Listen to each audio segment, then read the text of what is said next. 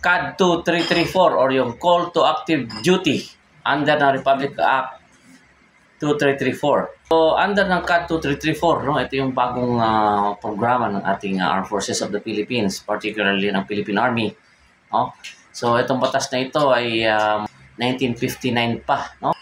Sa ngayon, ito yung pangunahing batas na in-implement ng ating Army para sa procurement ng ating mga reserve officers, no, into call to active duty. No? Kung sino man yung mga interested na mag-apply bilang regular Army, ay pwede po kayong mag-apply under ng CAD 2334. So, sa nakikita nyo sa screen, narito ang mga requirements and qualifications.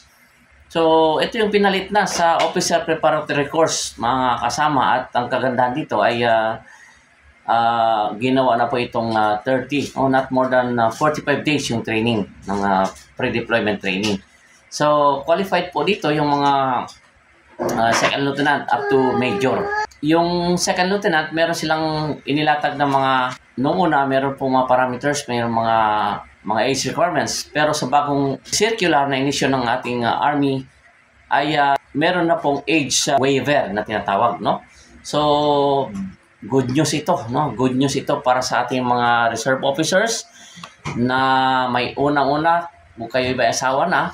Pangalawa, kapag kayo ay may edad na, no?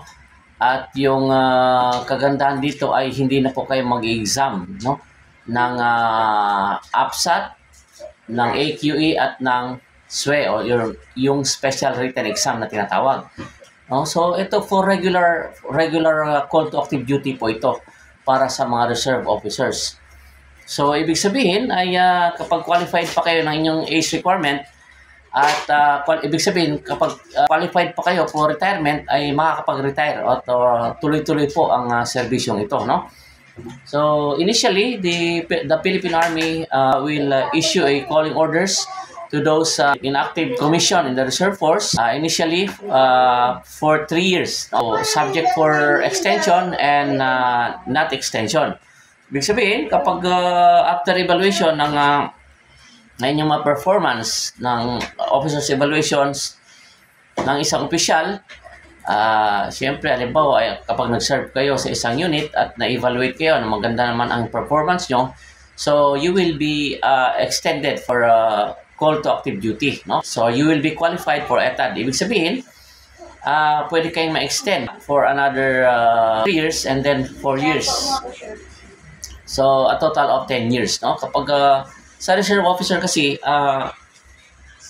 pinapayagan tayong ma-extend, no, through ETAD or extension of tour to active duty kapag magandang performance ng isang reserve officer.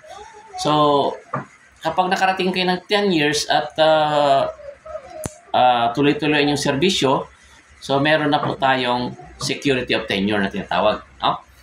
So, ibig sabihin ay hindi mo na kailangan mag-renew ng inyong mga kontrata sa Armed Forces at tuloy-tuloy na po ang ating serbisyo, no? Hanggang sa pag-retire, hanggang 57 years old, no?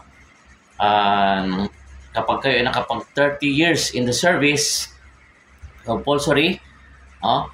At pwede po kayong optional retirement. So, ito yung good news para sa ating mga reservists o reserve officer na pwede na po tayong mag-undergo ng CAD 2334 because meron po itong tinatawag na age waiver na tinatawag, no? So, mula second lieutenant hanggang major, malaki po ang pangailangan ng ating Armed Forces ngayon.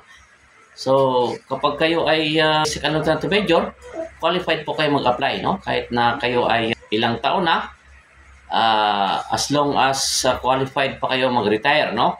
Makakabot pa kayo ng 20 years in the service. At isang point din na emphasize ko ay kapag kayo ay may dating service na sa government, no? Halimbawa, kayo ay may edad na at meron din naman kayong serbisyo sa ating gobyerno and then here comes na mag-call to active duty kayo sa Army, no? So, halimbawa, naka 16 years kayo sa civilian government, no? And then naka 4 years kayo sa Army. So, a total of 20 years. So, pwede kayong mag-retire sa ating Armed Forces. At you are qualified for retirement benefits, no, package ng ating armed forces. Thank you.